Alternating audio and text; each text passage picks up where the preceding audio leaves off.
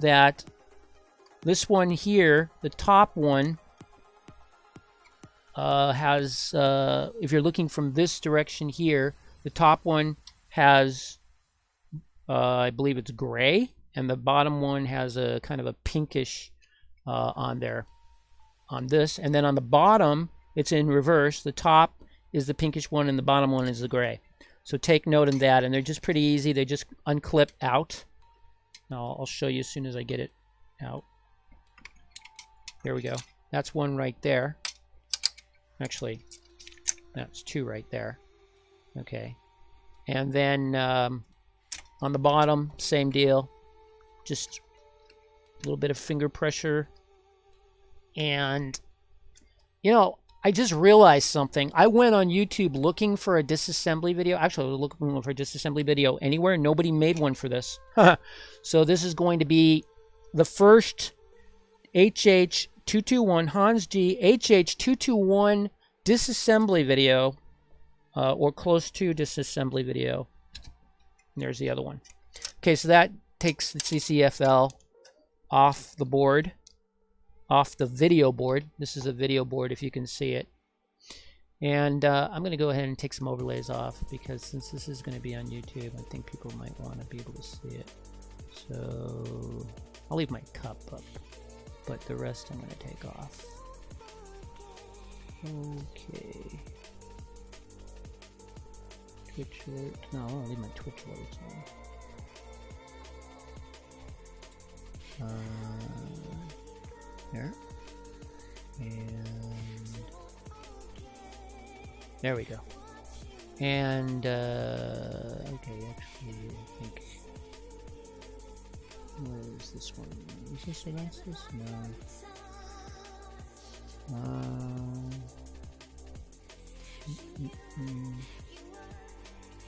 The background off. And yeah, okay. All right, so now what happens is you've got to disconnect the LCD from here. You can't see that. Let me get this higher. Let's see. Can you say something? You do a complete new video after on a clean table and go step by step. Yeah, I will, but I got news for you. People are going to appreciate this because there's nothing on YouTube to do this. I had to pretty much figure this out on my own based on watching other models, and the other models are different. So let me see. Flashlight. Yeah, here's a flashlight. This should help. Okay, so right there where I'm pointing, and I should actually be using a pointer, is the connector that goes to the LCD, and you want to pull that out, and you don't want to pull it out where the wires are, because if you pull it out where the wires are, separate one of those wires, again, you're out of business. So I'm going to pull it out just like I did last time, and you got to pull it out here.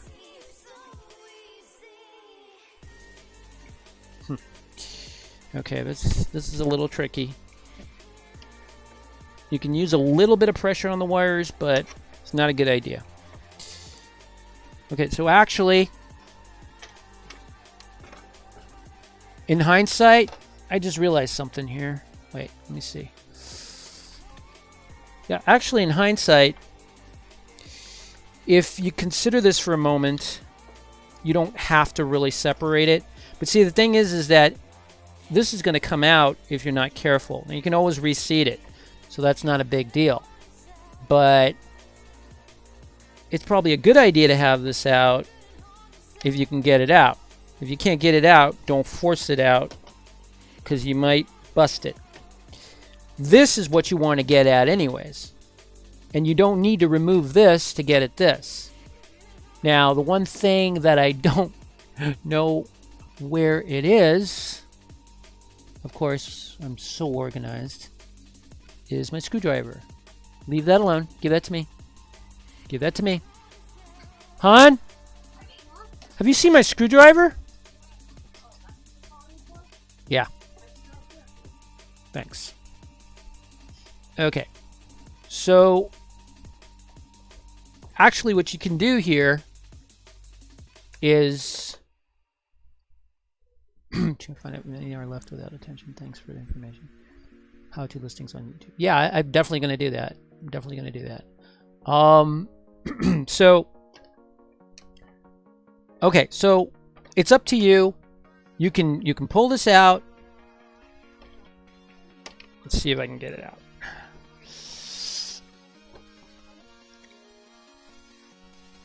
It's kind of a bitch to get out.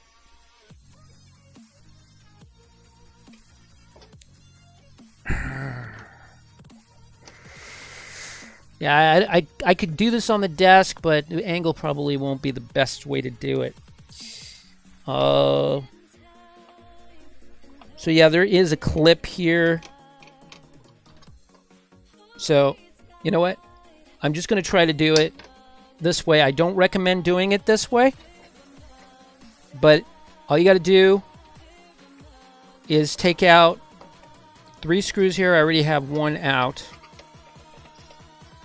So you just unscrew here and here.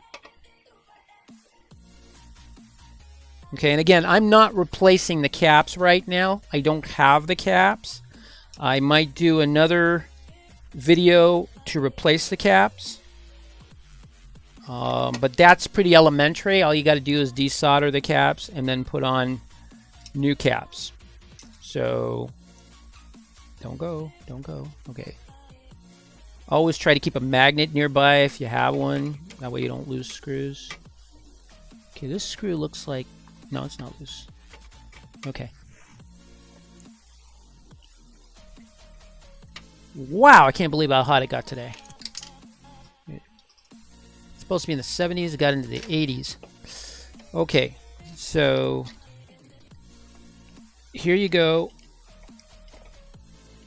Let's see. Alright, so there's something I forgot to do. And it's recommended you do it first before pulling out the LCD. Is you got one particular screw here that holds the power supply in place. I'll light it up. You can see right there. I already have one screw out. I put the other screw back because I plugged it back in and wanted to check something. I'm going to say this in the video description, but I will definitely say it now. Never, ever work on a monitor or any other electric device while it's plugged in. It's a good way to get electrocuted and killed. I have been electrocuted mildly once, so it wasn't that bad. But let me tell you, if enough volts go through you, it will stop your heart dead. So never do that. That is I don't care if anybody says, well, you can insulate, cushion, whatever. You better be completely insulated, wearing gloves that are completely insulated. And even then, I'm not even sure I would take the risk. But I would not recommend working on anything with a live wire. That's just my sensible tip for the day. So, okay. So now I got that out. So as you can see, this is also where the HDMI and the VGA connects and the audio. And this is the other deal here, which you saw next to it, which is what you would need to remove if you need to replace the HDMI. And okay, that's exactly what I was trying to avoid. It happened. I'm going to have to live with it. It didn't break, luckily. Put the LCD off to the side. If you can see here, the docking connector, I guess is what you would call it, came away from the LCD. Now, the idea would have been to separate this. It's a little tricky to separate, but it would have been better to separate that. I'm going to more than likely take it off there as soon as I can. That way I can reseat this back on the LCD and not get that pink screen. 1 amp can kill you. There you go, Fox. Yeah, so one time I also was working on a laptop and I had power supply connected to it, and I got fried. I mean, I didn't die, but, you know, I got some voltage going through me. But that wasn't the first time. That was the second time. You'd think I would have learned from the first time. Anyway, so, okay, now that I've taken that screw out, what happens now is this right here separates from, they're docked together right here. So you just push it up a little bit and make sure that it clears it. And it's still there. Ideally, you want to take this one out. It's not that simple to take out, from what I can see. Okay, so this came out last time. Something's holding it in, maybe, maybe not. No, there it is. There it is. That's what we're after, right there. So what happens now is very simple. You take a flashlight or magnifying glass, depending on what you can see. And what I'm going to do is I'm actually going to have to unscrew the ground. I guess this is ground. It looks like it's ground. Of course, I got to make sure I screw it back on there. The ground is always very important. Ah, crap. There goes the screw. Whatever. Okay.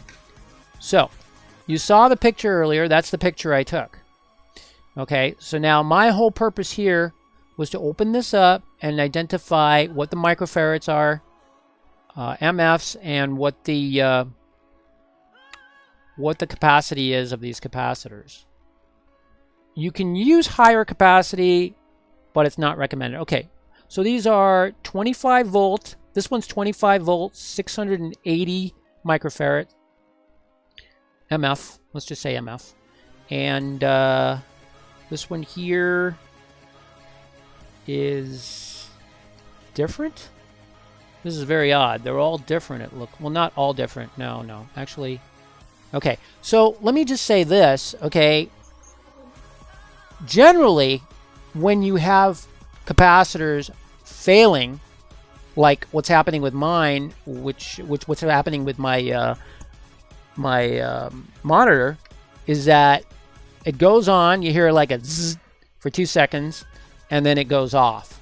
And it's normally the capacitor has gone bad, and generally what you see in the capacitor is a bulging, which you don't see here, or what would appear to be like burn marks, which you don't see here. If you go online, you can find various pictures that will show you what it would look like. And so I asked about this, and they said, well, yeah, there's not usually, I mean, there's some kind of obvious, defect that you can see, but not always. Now here, it might be bulged in the bottom. I don't know. The bulge may not necessarily be on the top. So now the thing is this. Barring this big one here, which generally doesn't go bad from what I'm told, you got to replace 1, 2, 3, 4, 5, 6, 7. You got to replace all 7 of these. I don't believe this little one plays a role. I am not sure, but I think it's generally these guys here, or 6. I'm not really sure. But to be on the safe side, I'm going to make sure that I make a note of each and every one of these. I got in contact with the seller online and trying to determine if they have all the capacitors that I need. So what you do is you get a solder braid or desolderer, and depending on what your choice is for desoldering, and you desolder these points here. You desolder all the points here that you have to get these off, and you take these off, and then you just put in your other capacitors and solder them on if you know how to do that. So yeah, that's pretty much it. So what I need to do now is I need to make a note of what these are. Hon, have you seen my pen? Can you get me a pen? I need a pen. And can you give me the magnifying glass too, please? Preferably the one you got, but if I have to use that piece of, well, I can get a